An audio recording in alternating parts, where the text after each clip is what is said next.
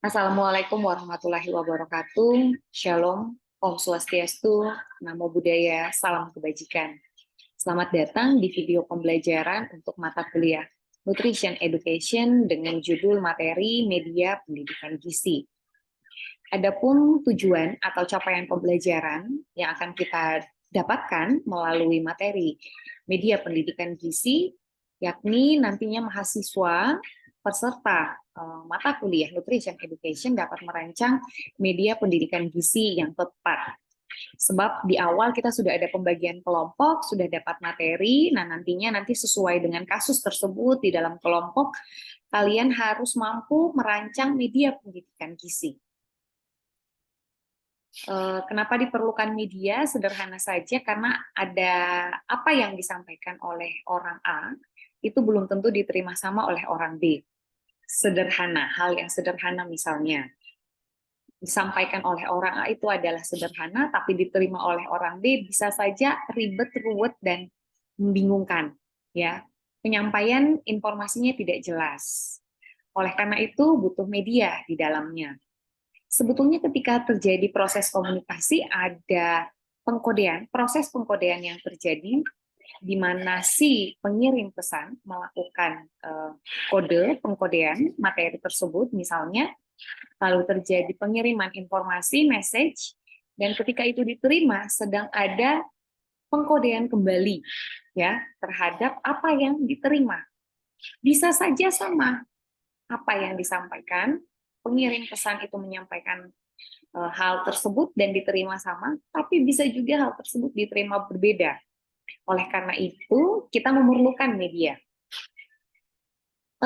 Komunikasi adalah proses untuk menyampaikan pikiran, informasi, termasuk materi mungkin ya, karena kita dalam kaitan pendidikan gizi dan juga pendapat, baik itu yang disampaikan melalui kata-kata ataupun isyarat, dan dapat dipahami oleh penerima pesan. Nah, syarat sebuah komunikasi itu adalah ada pemberi pesannya, ada isi pesan, ada yang diucapkan, baik itu kata-kata ataupun bukan kata-kata, ya, dan ada media yang digunakan serta ada penerima pesan, ya. Contoh sederhana yang sedang terjadi saat ini, saya sebagai pemberi pesan sedang menyampaikan materi perkuliahan, yang mana materi perkuliahan itu merupakan isi pesan. Lalu ada media yang kita gunakan. Kenapa media digunakan? Untuk memudahkan apa yang saya sampaikan dapat diterima dengan baik oleh kalian sebagai penerima pesan. Ya, jadi kalian saat ini posisinya sebagai penerima pesan melalui video pembelajaran ini. Apa media yang digunakan? Yang pertama adalah video. Ya, video pembelajaran ini. Dan tidak hanya video, tapi juga saya menggunakan alat bantu PowerPoint, ya, slide PPT. Yang tujuannya apa yang saya sampaikan tidak hanya cuap-cuap saja, tapi juga bisa membantu pemahamannya.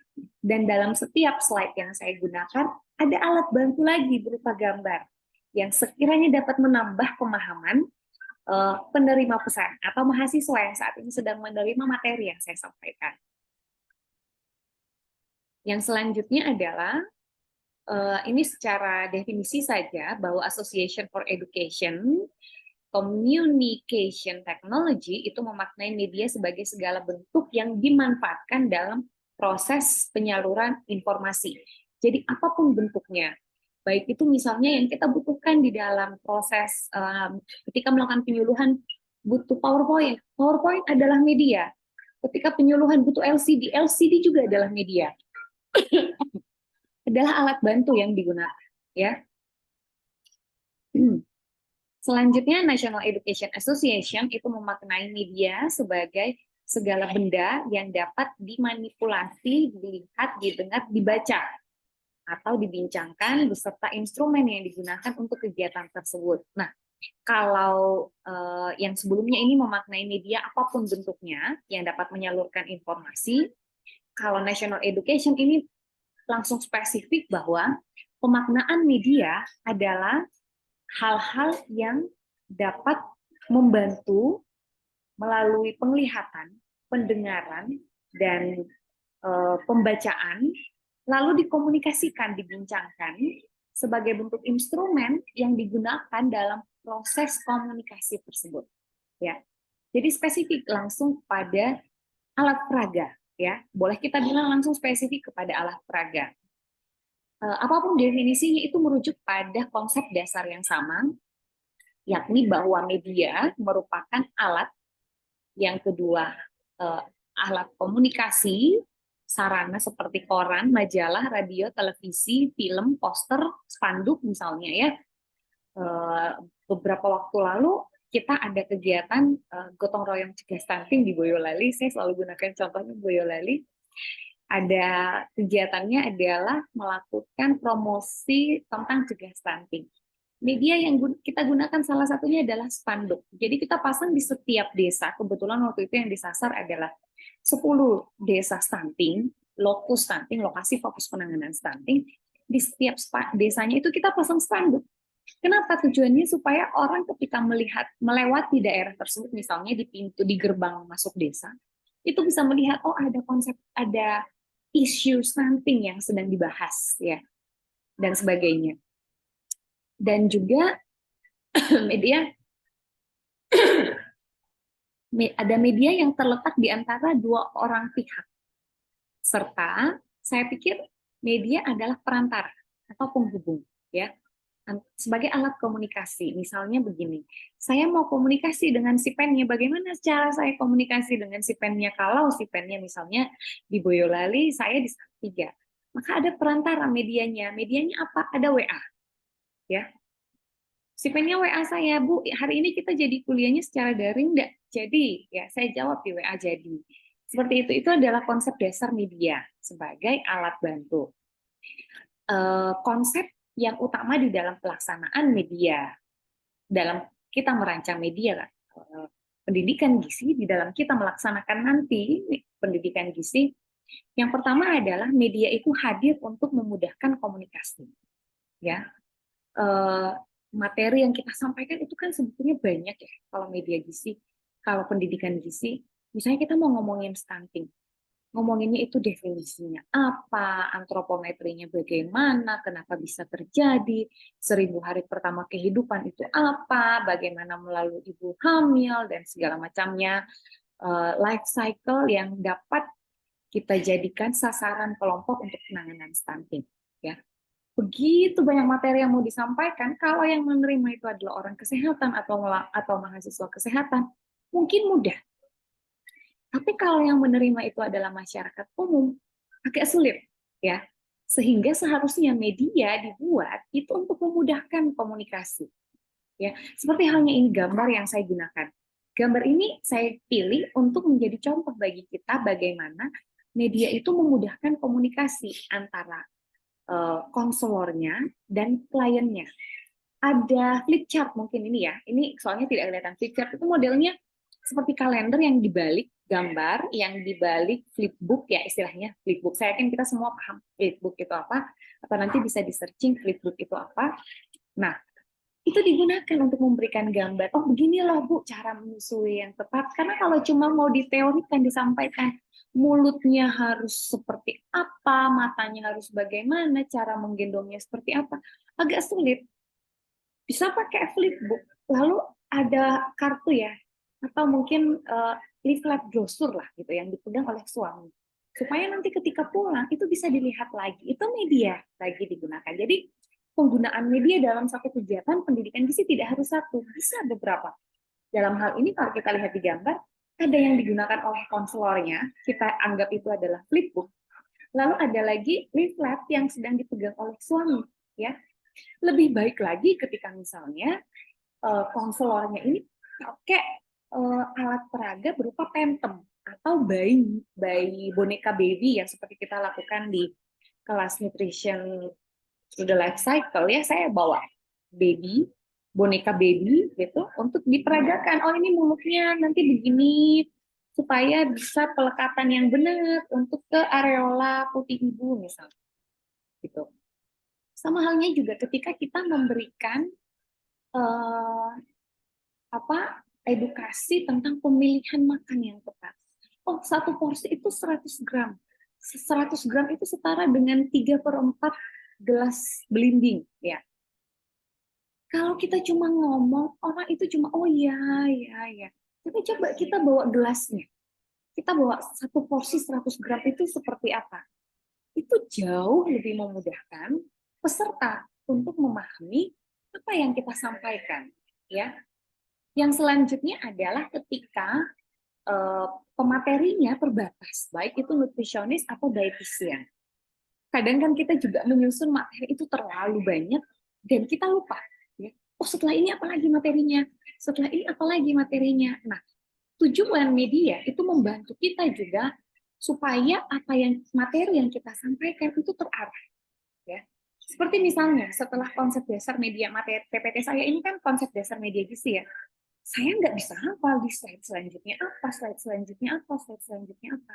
Oleh karena itu saya gunakan media supaya itu membantu keterbatasan ingatan saya dan supaya materi itu disampaikan lebih jelas, ya, lebih terarah, sehingga kalian juga mendengarkan materinya itu nggak kemana-mana, tapi sudah sesuai dengan arahan yang kita susun berdasarkan rencana pembelajaran.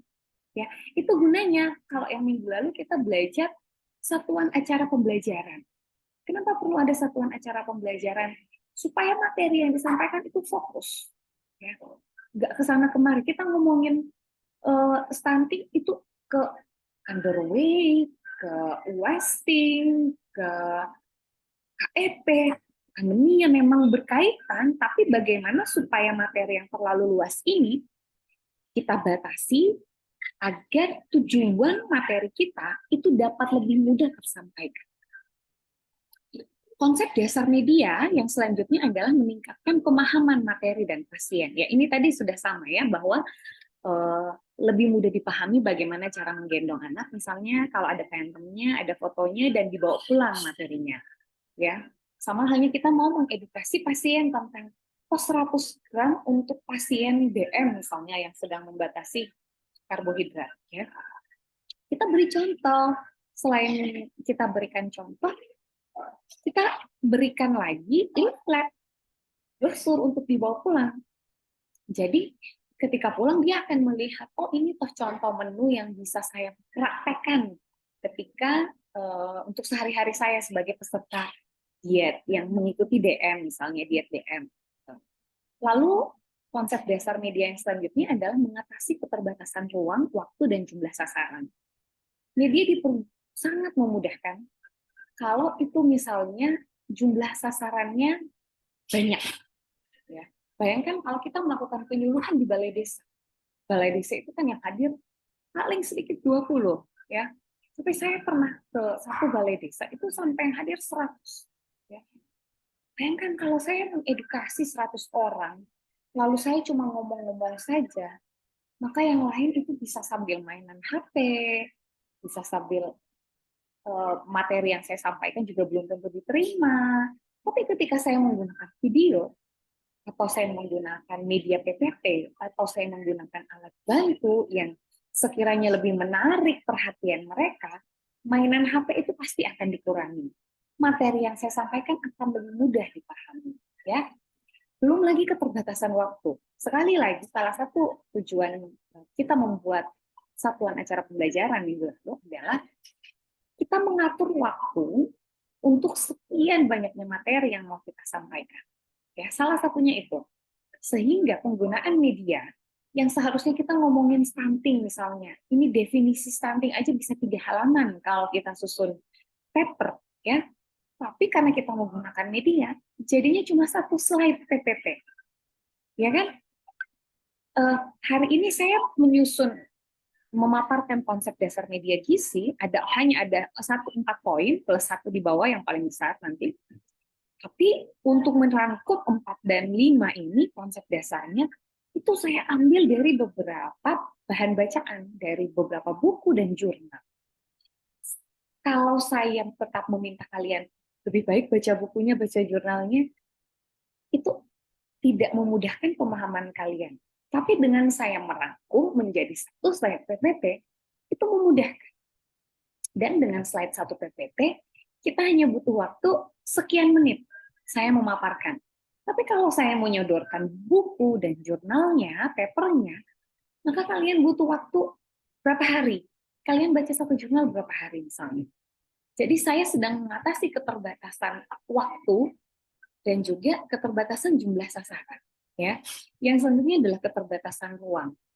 Misalkan kita sedang melakukan penyuluhan di kalau ruangan indoor itu mungkin agak dimudahkan ya, karena lebih terpusat.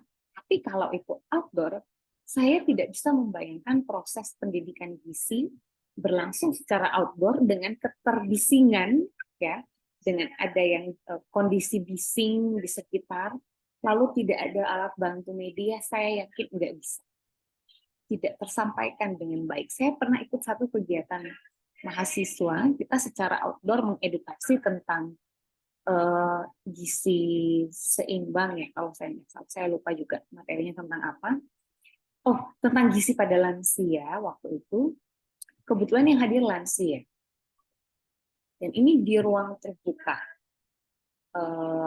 Pertama, karena sudah lansia, tentu kondisi pendengaran tidak sempurna.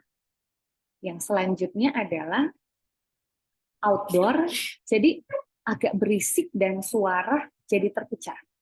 Meskipun menggunakan mikrofon, mic alat bantu mic, tapi kan juga suara dan penyampaiannya juga agak terpecah lah ya, jadi tidak bisa tersampaikan dengan baik.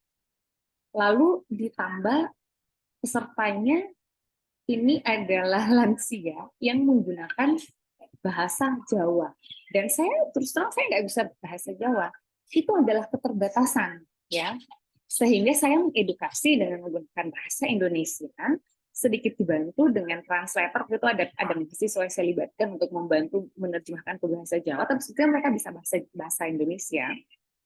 Tetapi dengan adanya alat bantu berupa media yang kita bagikan di flat ketika itu, mereka bisa baca gitu. Oh, dalam bahasa Indonesia ternyata seperti ini maksud yang saya sampaikan. Saya tidak bisa membayangkan kalau saya sudah tidak pakai leaflet dan tidak pakai PPT, apakah lansia tersebut bisa menerima materi saya? Ya, saya rasa tidak.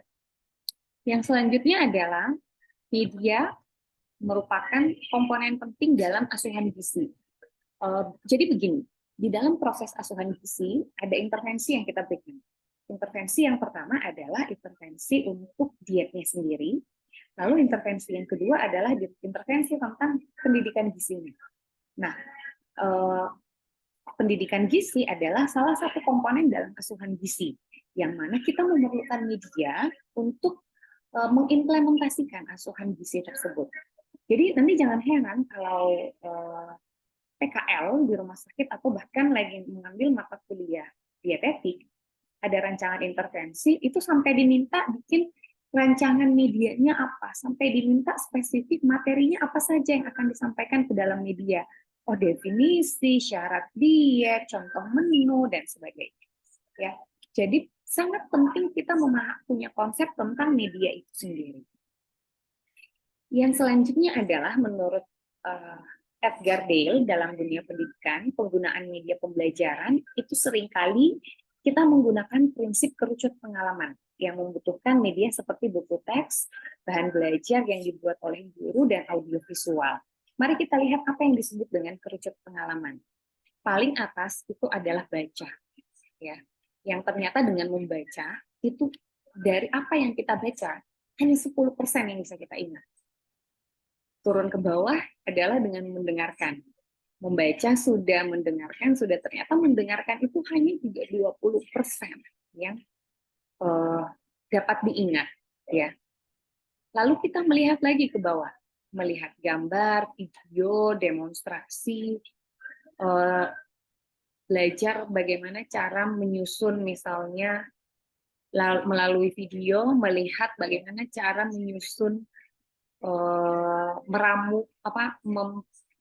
memodifikasi menu misalnya, ya, lihat demonstrasi, video demonstrasi. Ternyata dari melihat pun itu hanya 30% yang dapat kita ingat, dapat kita paham, ya. Tetapi dengan mengkolaborasikan itu melalui diskusi, presentasi, itu dapat meningkat sampai 50 dan 70%. Bagaimana itu bisa meningkatkan daya ingat dan daya pemahaman adalah dengan role play, melakukan simulasi, mengerjakan hal yang nyata. Itu dapat sampai 90% pemahaman dan kemampuan kita untuk mengingat dari materi yang disampaikan, ya. Oleh karena itu, kenapa sih kita butuh praktikum di dalam mata kuliah kita? Supaya kita bisa melakukan beberapa mata kuliah ya, supaya kita bisa melakukan simulasi. Sehingga ada pemahaman yang muncul, ada pengalaman, oh karena sudah sering menggunakan misalnya pipet tetes, sudah jadi ahli dalam menggunakan pipet tetes gitu untuk mata kuliah biokimia misalnya. Untuk mata kuliah food consumption assessment, oh bagaimana sih kita bisa mahir mewawancara menggunakan recall kalau hanya teori yang disampaikan, tidak langsung melakukan wawancara, melakukan mewawancara recall misalnya ke salah satu responden, mengerjakan hal yang nyata, itu memberikan pengalaman dan kita bisa menjadi sangat paham, menjadi mengingat lebih banyak sampai 90%. Ya. Oleh karena itu, kerucut pengalaman ini sebetulnya memperlihatkan bahwa semakin banyak indera yang kita gunakan, yang kita libatkan di dalam proses pembelajaran, maka itu meningkatkan pemahaman penerimaan kita terhadap materi itu lebih besar. Jadi kalau hanya sekedar verbal, kata-kata, ya, baik itu yang dibaca ataupun yang didengarkan, pemahamannya sedikit. Lalu kita mulai kombinasikan menggunakan mata. Kadang mata kita itu lebih mengingat banyak dibanding telinga kita. Ya, soal verbal itu kan yang digunakan telinga kita. Ya, kita mendengarkan apa yang disampaikan oleh dosennya, oleh penyuluhnya, telinga kita yang kita gunakan. Tapi begitu dosennya misalnya menggunakan PPT, visual kita, mata kita bisa melihat visualisasi itu, apalagi kalau dibikin medianya menarik, itu meningkatkan pemahaman dibandingkan verbal. Yang lebih baik lagi adalah kalau melibatkan, menggunakan ada keterlibatan indera yang lain. Jadi tidak cuma sampai mata, telinga, tapi juga sampai tangan kita ikut berbuat. Kami pernah melaksanakan, kami dan timnya di Boyolali lagi, kami pernah melaksanakan satu tentang materinya itu nutrition through the life cycle. Kita bayangkan kami harus membawakan rangkuman nutrition through the life cycle hanya dalam waktu 45 menit. Ini dalam rangka supaya ibu rumah tangga dapat menyiapkan gizi yang tepat. Teori tetap kita kasih, buku saku kita kasih, supaya bisa dibawa pulang dibaca-baca. Tapi selain itu kami juga buat praktek cara menunya. Kami mengundang, waktu itu saya mengajak mahasiswa yang pintar masak, kami ajak, gini cara menyajikan menu, porsinya sekian, ini namanya isi piringku. Nasinya sekian, sebagai sumber karbohidrat, sayurnya sekian, proteinnya sekian, proteinnya bisa ganti ini, kalau telur nggak mau bisa ayam, ayam nggak mau bisa ikan, potongannya sekian. Itu yang kita praktekkan, kita ajarkan. Jadi tidak hanya mendengarkan, melihat dari leaflet yang saya kasih, PPT yang saya buat, tapi juga langsung praktek. Ya. Nah, biasanya kalau kita praktek di ibu rumah tangga itu lebih semangat kalau diperlombakan. Ya, jadi ada lomba lagi, itu menambah daya semangat dan daya keterlibatan indera yang lebih banyak, dan nanti menimbulkan pemahaman yang lebih. Kalau itu dilakukan berkali-kali, sekali oke, 2 kali lagi, 3 kali, mereka akhirnya paham. Saya nggak perlu nimbang, saya udah tahu nih 100 gram tuh seperti ini. Gitu. Sama juga nanti dengan teman-teman. Masih di pikiran aja tuh 100 gram nasi ya, porsi. Tapi kalau nanti sudah praktek di rumah sakit, itu nggak perlu ditimbang. Ini pasti udah 100, kok ini agak banyak nih, ini 150 nih. Nggak 100 ini. Nah, itu yang kita learning by doing. Ya. Itu adalah istilah, kerucut pengalaman ini yang memperlihatkan kita adalah learning by doing. Dengan berbuat, kita belajar jauh lebih banyak. Lalu fungsi media yang pertama adalah mengatasi keterbatasan. Oke, ini typo. Ya tadi ya, keterbatasan untuk waktu, ruang, dan segala macamnya. Kemudian memperjelas informasi. Mungkin kadang juga sebagai pemateri, apa yang kita sampaikan itu menggunakan bahasa yang mungkin agak sulit dimengerti oleh orang awam. Atau kadang materi yang kita sampaikan itu kurang dapat diterima dengan baik ya, karena memang cukup banyak sehingga media itu dibuat untuk memperjelas informasi langsung ke poinnya dengan desain yang menarik. Juga menjadi stimulan belajar. Kalau kita ke masyarakat sebaiknya selalu ada materi yang bisa dibawa pulang. Ya, saya masih ingat dulu zaman saya kuliah, kami ada satu studi, ada metode pembelajaran itu KKN. Kita ke desa-desa. Saya kok bingung kenapa sih tablet tambah darah itu harus modelnya kalender gitu ya. Media promosinya bentuknya kalender. Ternyata karena pembagian kalendernya di posyandu, kalendernya dibawa pulang, dipasang di rumah, orang-orang di rumah itu jadi lihat, oh harus minum tablet tambah darah supaya tidak ini. Jadi semakin sering terpapar melalui media yang digunakan, kita jadi semakin ingat yang tadinya mungkin ya ketika ibu hamil itu dia cuma ikut satu kali penyuluhan, oke dia paham tapi dia nggak praktek. Lalu ketika dibawa pulang dia baca, oke dia paham lagi sedikit, tapi juga prakteknya masih sering bolong. Tapi kalau itu sering dia lihat, ada di TV, ada di poster, di mana-mana dia fokus yang ketemu di jalan-jalan, ada di rumahnya ada, karena media edukasinya adalah kalender, ya kalender yang di dinding gitu ya. Itu jadi semakin sering terpapar, kita jadi semakin paham, bahkan semakin menguasai. Dan juga fungsi media lainnya adalah untuk kemandirian belajar. Ini ada satu contoh buku saku, Ceting Karang, Cegah Stunting Karang Gede Bergerak. Sebetulnya ini yang dibuat ketika mahasiswa PKL di masyarakat di Boyolali, di Kecamatan Karanggede, mereka buat buku saku ini. Isinya ini spesifik ke MPASI, jadi di dalamnya ada menu, resep menu, dan nilai gizinya.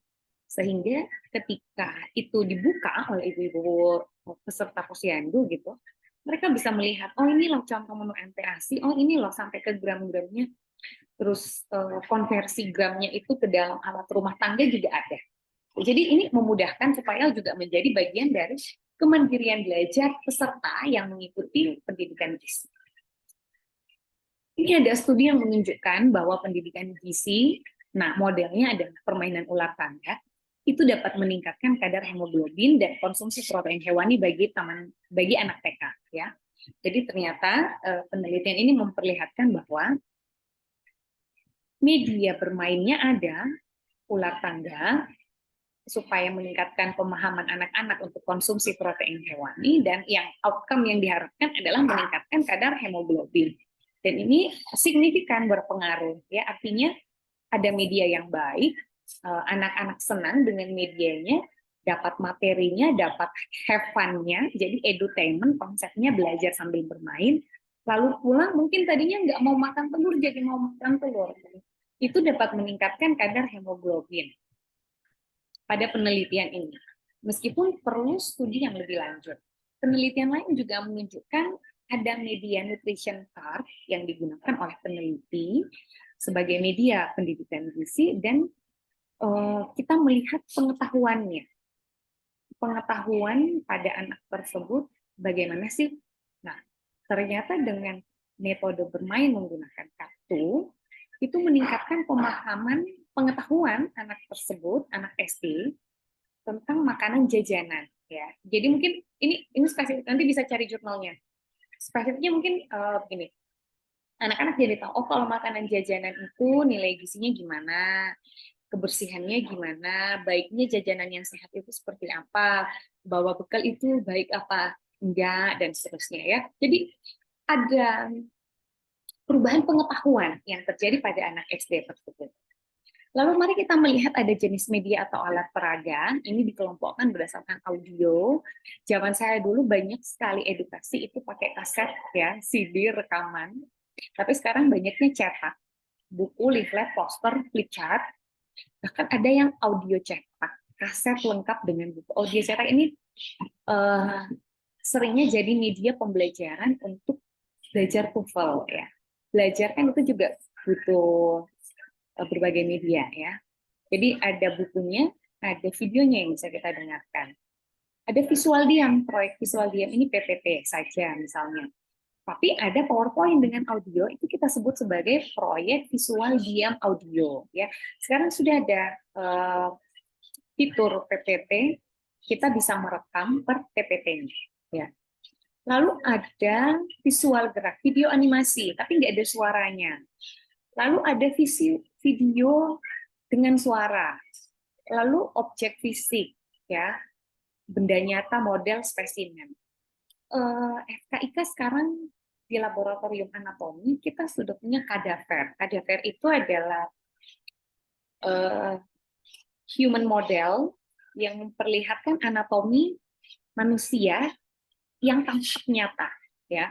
Sebetulnya ada yang ada yang human, literally human, ada yang human model, ya. Nah, yang ada, saya nggak tahu, saya lupa, saya belum lihat soalnya, tapi yang kalau saya tidak salah human model. Jadi nampak seperti manusia dari atas ke bawah, kita bisa melihat itu adalah objek fisik manusia yang dapat membantu untuk pembelajaran anatomi. Kalau dulu mungkin kalian belajar anatominya pakai patung ya, nah itu juga sama, ya. Lalu manusia dan lingkungan, teacher langsung belajar dari lingkungannya. Kemudian komputer, ada computer assist instructional. Jadi sekarang macam-macam, apalagi dengan kemajuan teknologi pakai IA segala macam, kita sudah dimudahkan dalam media atau bentuk alat peraga yang dapat memudahkan kita dalam proses belajar. Nah, media komunikasi pendidikan gizi kita melihat bahwa ada metode individual yang dapat kita lakukan, dilakukan promotor kesehatan face to face, modelnya biasa konseling gizi. Konseling gizi zaman dulu itu selalu daring, luring, tatap muka langsung, tapi zaman sekarang sudah sangat banyak dikembangkan model konseling gizi face to face online, ya. Media online untuk online meeting juga mulai banyak sekarang. Lalu metode kelompoknya bisa kita bagi lagi dalam kelompok kecil, kelompok besar, dapat brainstorming, role play, simulasi misalnya, atau penyuluhan, seminar, lokakarya, itu dapat kita lakukan. Untuk media massa, sasarannya heterogen, jadi kalau yang tadi itu antara kelompok dan individu, kita memang langsung spesifik siapa subjeknya, tapi kalau metodenya massa, misalnya dapat melalui ceramah, siapapun sasarannya, baik muda maupun tua, laki-laki maupun perempuan, sehingga tekniknya bermacam-macam, dan medianya juga lebih general, untuk dapat diterima semua kalangan, ya. Misalnya kita pakai media massa elektronik, sekarang saya lihat di Indomaret Selasar itu depannya kan ada Videotron ya. Di Videotron itu banyak menampilkan video-video edukasi. Bukan hanya video edukasi stunting, tapi ada video edukasi tentang kesehatan lingkungan. Waktu itu saya pernah lihat, dan berbagai macam, dan itu sangat mengedukasi. Jadi videonya dibuat singkat, tapi begitu singkatnya, even itu kita cuma melihat sepersekian menit ya, beberapa detik saja, materinya bisa nyampe di kita, ya. Begitu juga saya lihat Videotron yang ada di perempatan Pasar Sapi ya. Nah, saya pernah lihat, saya kena lampu merah di situ. Lampu merah itu berapa menit ya biasanya ya? 60 detik ya. 60 detik, videonya hanya 60 detik, saya nonton sampai habis dan sangat kena. Saya dapat menerima dengan baik materi yang disampaikan. Nah, itu metode komunikasi pendidikan gizi yang dapat dilakukan untuk sasaran publik heterogen. Lalu jenis media massa komunikasi ya ini ya. Zaman dulu medianya itu kita menggunakan koran, tapi sekarang film, televisi, atau billboard ya, kayak Videotron yang saya maksud tadi, lalu sosial media. Sekarang untuk edukasi kita bisa dilakukan oleh siapa saja. Oleh karena itu, dan medianya juga tersedia banyak, mau YouTube, TikTok, Reels Instagram, atau bahkan feed Instagram bisa kita gunakan sebagai platform. Oleh pertanyaan selanjutnya, dari materi kita, apa yang harus diperhatikan dalam merancang media pendidikan gizi? Yang pertama adalah materi atau informasi dapat dipertanggungjawabkan. Karena kita yang memahami materinya sebagai seorang ahli gizi, ya. Ada banyak orang bisa ngomong tentang gizi, tapi materi yang harus disampaikan adalah materi yang dapat dipertanggungjawabkan, ya. Sumbernya jelas, terbaru, bukan hanya sekedar merangkum dari artikel yang tidak jelas atau dari sumber belajar yang tidak dapat dipertanggungjawabkan.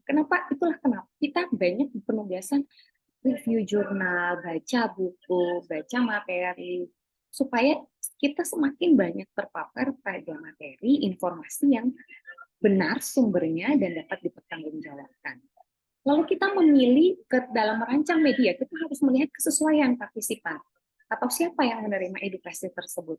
Misalnya, kita mau bikin media edukasi videonya TikTok, ya, tapi yang mau melihat ini adalah lansia. Pertanyaannya, apakah lansia semua punya TikTok? Enggak. Oleh karena itu mungkin kalau lansia tepatnya kita edukasinya pakai koran atau langsung pakai konseling atau macam-macam atau pakai leaflet, flip chart. Tapi kalau yang mau kita edukasi ini adalah anak muda ya, dewasa awal, remaja, jangan TikTok bisa, Instagram juga bisa. Lalu kemudian kemudahan akses. Apakah media yang kita gunakan ini ribet penggunaannya, susah aksesnya? Tapi kalau mudah ya itu lebih baik ya. Kemudian alokasi waktu. Berapa banyak waktu yang dibutuhkan? Jangan sampai terlalu lama. Kita buat satu video mengedukasi tentang diabetes, tapi kita bikin videonya 30 menit. 30 menit itu mau mengedukasi masyarakat umum, apa mau kuliah? Mau jadi dosennya, gitu ya. Kita buat video singkat, alokasi waktunya sedikit, tapi materinya fokus, maka itu lebih mudah diterima. Lalu yang selanjutnya adalah fleksibel. Fleksibel maksudnya kadang media ini bisa kita gunakan lagi di tempat yang lain dengan karakteristik subjek yang hampir sama. Ya. Lalu banyak digunakan. Misalnya kita mau bikin satu media Instagram tadi, ya. Tapi ternyata itu lansianya nggak punya Instagram, ya tentu nggak bisa. Kalau kita sasarannya lansia dan lansianya banyak pakai itu adalah banyak baca koran, ya kita edukasinya di koran. Ya. Selanjutnya adalah menarik dan menyenangkan. Kalian lebih senang belajar yang semua tulisannya hitam putih seperti jurnal, atau yang banyak gambar-gambarnya, grafiknya? Semakin menarik, semakin menyenangkan. Biasanya kita lebih into media tersebut. Ya. Lalu kita harus mengenali di dalam merancang itu, kita kenali dulu karakteristik medianya. Apa tujuan materinya, apa metodenya, bagaimana materinya, keadaan audiensnya, dan jangan lupa biaya. Kalau biaya kita ini misalnya gini, mata kuliah ini kan nanti mahasiswa yang akan melakukan edukasi gizi ya, pendidikan gizi. Mau pakai bikin video, sudah bikin media video, lalu mau diputar di Videotron, ya, apa di billboard. Padahal bayar di billboard itu mahal, ya. Ya tentu nggak bisa. Berarti kita cari yang lebih sederhana sesuai dengan kantongnya mahasiswa, apa PPT misalnya, gampang tanpa biaya, ya. Atau bikin video lalu di-share di TikTok masing-masing, Instagram masing-masing, itu lebih memungkinkan. Ini saya punya beberapa contoh media edukasi yang digunakan. Yang pertama ini adalah, ini kebetulan content creator, ahli gizi, SGZ, sedang mengedukasi masyarakat umum melalui akun Instagramnya tentang diet yang tepat untuk balancing hormon pada orang dengan PCOS. PCOS itu adalah gangguan kesuburan. Ya. Ini tepat kalau ini disasarkan kepada masyarakat umum, terutama yang punya Instagram. Ya. Tentu sasarannya nggak bisa lansia, karena lansia jarang punya Instagram. Ya. Tapi lansia nampaknya cocok kalau kita pakai media yang kanan ini, leaflet. Ya, karena ini kan nanti di print, depannya ada, belakangnya ada. Ini menjelaskan definisinya, bagaimana tentang DM, nilai gula darah yang normal itu bagaimana, faktor penyebabnya apa, tujuan dietnya apa, prinsip dietnya apa, contoh menunya ada. Ya. Jadi disesuaikan.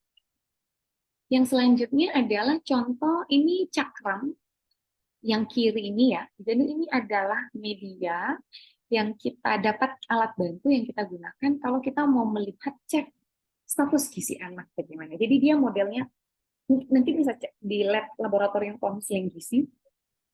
Kita tinggal putar bulan lahirnya, bulan usia anaknya, sama angka yang kita dapatkan, misalnya kita sedang pantau berat badan, kita akan lihat itu, oh ini status gizinya normal, oh ini underweight. Gitu. Lalu yang kanan, saya yakin ini sudah tidak asing ular tangga ya, tapi melalui ular tangga ini ternyata mau mengajarkan tentang pencegahan stunting ya. Startnya stunting. Kita lihat di nomor 24 ya. 24 kalau remaja putrinya tidak mau konsumsi tablet tambah darah, turun ular. Tubuhnya jadi lemas ya. Kalau kita lihat di nomor 4, makan nasi lauk buah gizi seimbang bagi anak sekolah, naik ke atas. Manfaatnya lebih sehat, anak lebih sehat, anak lebih cerdas. Nah, ini nampaknya edukasinya secara menyeluruh ya. Jadi bisa menyasar siapa saja, anak remaja juga bisa, ibu-ibu juga bisa kalau punya waktu main ular tangga gitu ya. Atau anak sekolah juga bisa gitu. Jadi sekali lagi kita sesuaikan permainan ular tangga ini cocoknya untuk siapa ya. Mungkin anak-anak bisa ya. Nah, beberapa contoh yang lain paling sering biasanya puskesmas tuh punya flip chart karena konselingnya konsul pendidikan gizinya itu dilakukan face to face. Jadi ada model seperti kalender, tinggal dibalik, dibalik, dibalik gitu ya. Gambar yang bisa dibalik-balik, tapi memudahkan kita juga untuk memilih gambar karena sudah ada keterangannya biasanya di belakang. Nanti kalian bisa Google gitu, searching ya. Nah, itu saja mungkin yang bisa saya sampaikan untuk materi media pendidikan gizi. Semoga mendapat manfaat bagi kita semua, dapat kita terima. Yang selanjutnya untuk penilaian mata kuliah ini, seperti yang sudah disampaikan bahwa ada penugasan untuk menyusun media pendidikan gizi, silahkan setiap kelompok sudah dapat berkomunikasi dengan dosen pembimbingnya, sehingga nanti diarahkan topik masalah gizinya apa, kita akan menyasar rancangannya bagaimana. Ingat, ada penugasan yang step 1, 2, 3, itu juga sudah harus dikerjakan bersama dengan media yang sedang kita pelajari hari ini saat ini. Demikian dari saya pikir itu saja, lebih dan kurangnya mohon dimaafkan. Terima kasih, selamat siang, selamat melanjutkan aktivitas, selamat belajar, selamat mengerjakan tugas, salam sehat selalu bagi kita semua.